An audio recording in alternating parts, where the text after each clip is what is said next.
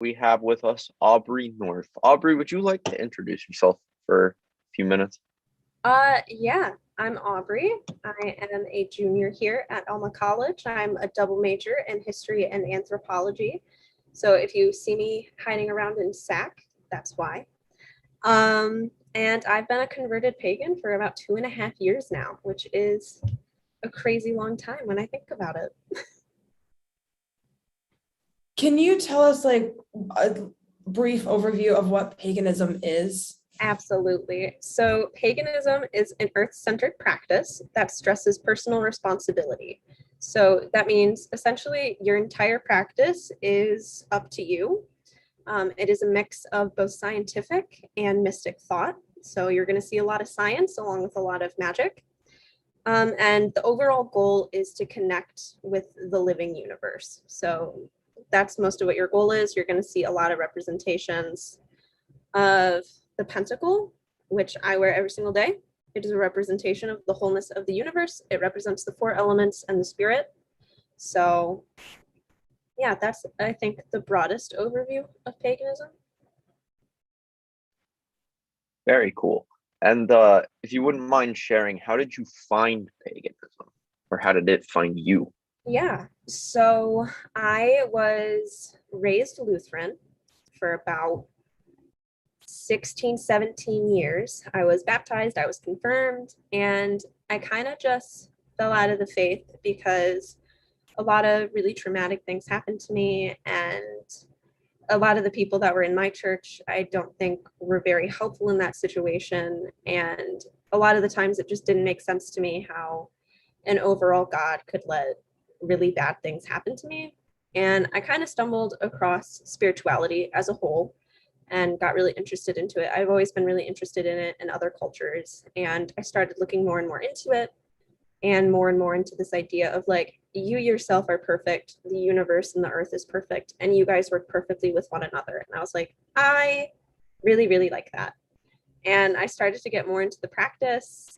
And about a month ago, I discovered I was a death witch, which essentially means that I am here to honor the dead and all of the things that they represent and honor the death that comes with the different cycles of life. So like someone might say that like the end of your high school like career is like a death, and it takes a lot of coming to terms with. And like my goal is to help people get over that, and just to help people get over death in general, because I know that's a really taboo topic that not a lot of people are comfortable talking about or sharing.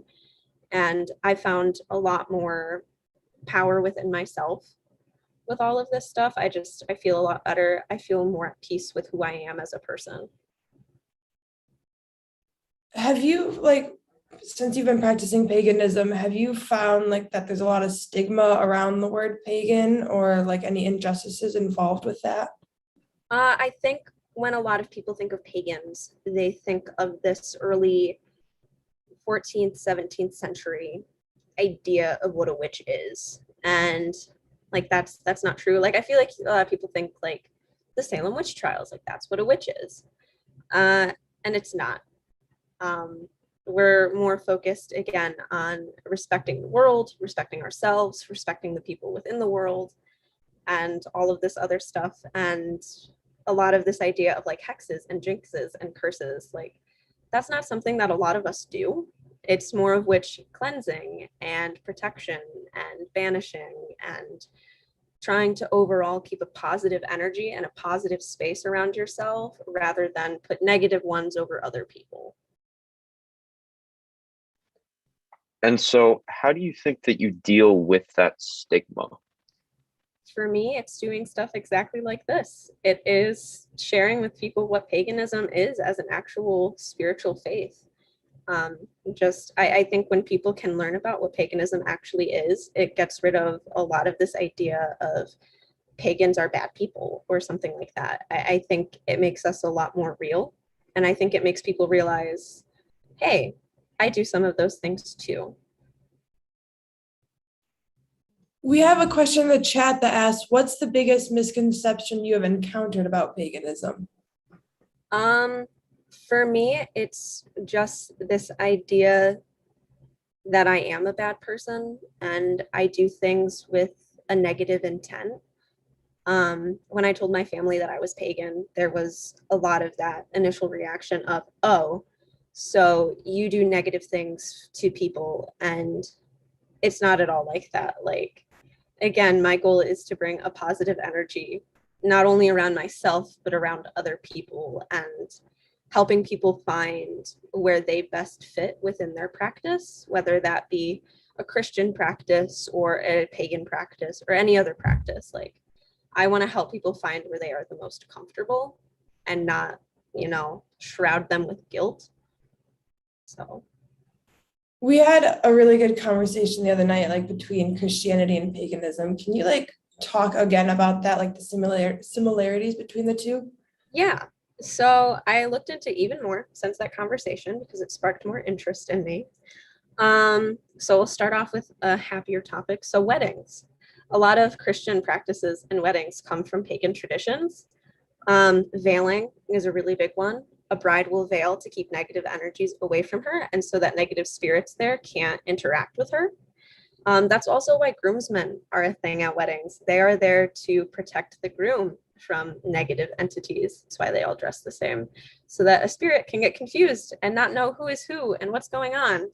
So there's a lot of wedding practices that are kind of meant to like discourage negative spirits from the hand fasting ceremony. Um, and then Christmas trees are a really big one, which I think a lot of people know. So during Christmas, everyone puts up a tree for like a month, maybe two, depending how into Christmas you are. For pagans, for the Germanic tribes, putting up a Christmas tree would happen during the week of Yule and the Yule festival, and you would decorate it during that time.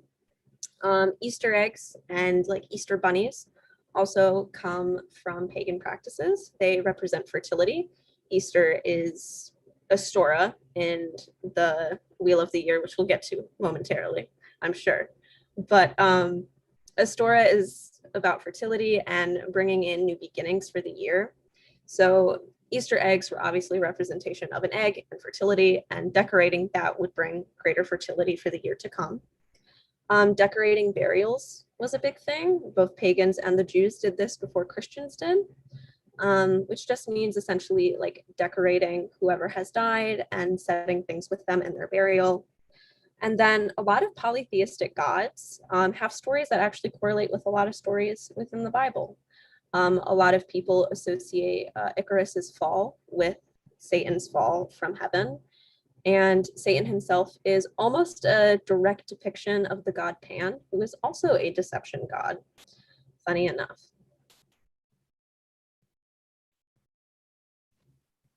So I noticed that you mentioned Yule and Astoria, and from my understanding, these are Sabbaths of the pagan calendar. So what are the different Sabbaths and how do you celebrate them?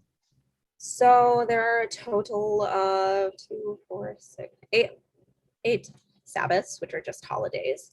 They occur at the solstices, at the equinoxes, and then at the quarters. So they happen like in between. So that date is a little more in between than what the solstice dates are. So the first one is Samhain, which is Halloween. That is what people call the witch's new year, because everything is basically dead at that point and you're welcoming in and waiting for the coming of the spring. Then after that is obviously Yule, which is just Christmas. And then Imbolg, Astora, which is Easter and welcoming in fertility. Beltane, Litha, which is also maybe midsummer in some other places, or May Day, which is just the celebrating of the summer solstice. And then there is Lammas and Mabon, which are both harvest holidays. And there's a lot of like bread making and wine making and beer making and that sort of thing. On most of these holidays, you're going to notice pagans getting together for a really big feast. What you're eating at that feast is dependent on the holiday. We just had Mabon pass. A typical Mabon meal would be like a really hearty stew with potatoes and carrots and beef and like apple and pumpkin pie. So basically a Thanksgiving meal. And that might change at Yule. And it would obviously change on Litha when everything's kind of at its height.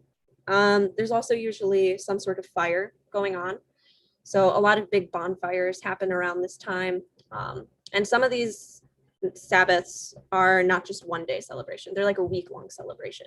Yule was typically a week-long celebration in which you wouldn't really get like any sleep at all.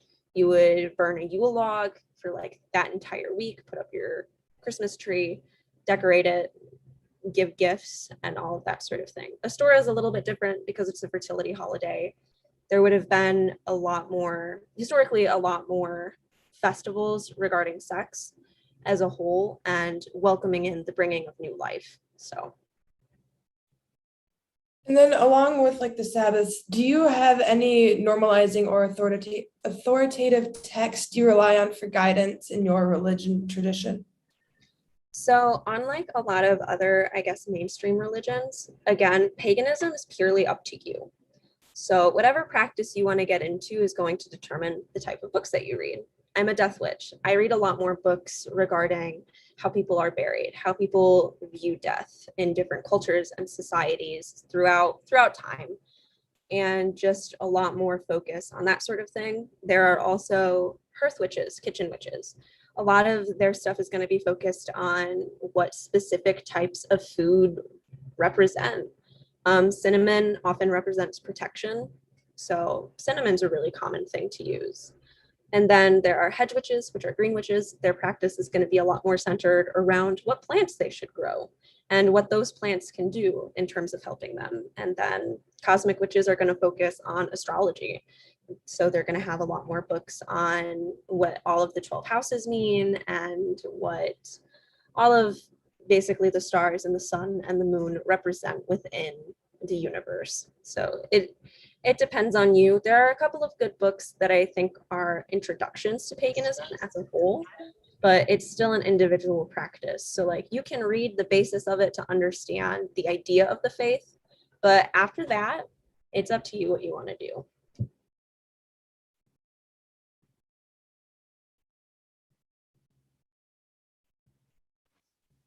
So, is there any sort of like regular community gathering that you have with other witches where you meet and discuss? So I don't really have that. Unfortunately, the pagan community isn't as large as it once was. And in all honesty, there are a lot of witches now who are solitary witches. A lot of their practice is very much on their own. I do have a couple of friends on campus who are pagans, and depending on our schedules, we try to get together for holidays like Mabon or Yule and just do little rituals together. I do a lot of tarot reading with my friends just to relax a little bit, get a little bit more guidance. And then we give each other crystals a lot. We have like a big crystal exchange that we do, which is kind of fun. But unfortunately, there's not really big communities. I think a lot of people are worried about the stigma that they'll receive if they go to these types of gatherings. So it takes a lot to be able to go to one mentally. With that, can you, like with paganism, can you be a different practicing religion like Christian or Jewish and still practice paganism? Absolutely. So my family always asks me, Aubrey, what if you want to come back to Christianity? And I go, I can do that and still be pagan. There is a thing called a neo-Christian pagan. There are also neo-Judaism pagans and all of those other things. Again, it's your practice. If you still want to worship Christian gods, you can go ahead and do that. The main thing of paganism is that you are respecting the world around you and you are respecting yourself first and foremost. So if you want to worship God and instead of going to church, you want to do your own thing and have a ton of incense around you and, you know, meditate or something, you're more than welcome to. Very cool.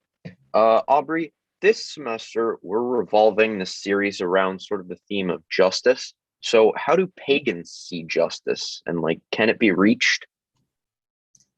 I don't know if, in all honesty, if justice can ever be reached, but paganism's goal is definitely to, you know, allow voices that aren't heard to be heard.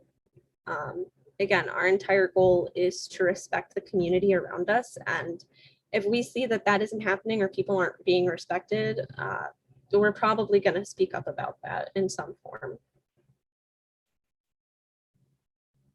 Since finding out you were a death witch and you have a history and anthropology major, has that like changed your viewpoint of history and anthropology?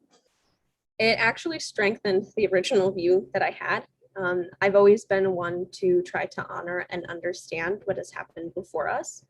A lot of my focus is on the Paleolithic and Neolithic, probably up until the Iron Age.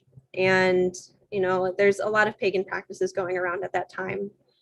And while we only see it in the archaeological record, I think being a pagan allows me to have a deeper connection with the past because I kind of live it every day. I have a viewpoint that's pretty similar to theirs on how the world works. And when people first started to ask me why I became a pagan, my initial answer was, well, if my earliest ancestors could depend on the stars and the water and the earth to sustain themselves and to get as far as they did, why should I not believe in those things as strongly? And I think it made my parents a little upset. But in all honesty, I think being a history and an anthro major on top of a death witch has just strengthened who I am as a person. When I figured out I was a death witch, it was a really emotional experience. And a lot of things kind of just clicked in place as to why I am the way that I am. And it was just, yeah, it was a very emotional but relieving experience to know that I could claim to be something. Awesome.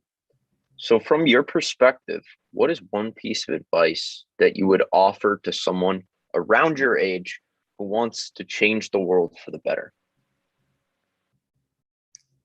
Find what makes you happy. If you're doing something that doesn't make you happy, you're not going to want to change the world. So I think in college specifically, go into something you know you're going to enjoy. Don't go into something that just makes money or appeases your peers or your family. Go into what you know is right for you, because when you're doing something that you enjoy, you are more likely to go out and change the world for the better, specifically from what you're doing.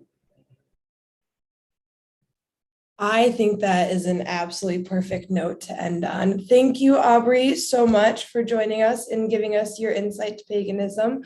And thank you, everyone, joining us on Zoom and Facebook. Next week, we will be doing a tour of the brand new chapel that is opening up. So join us if you want to see what's new. Thank you.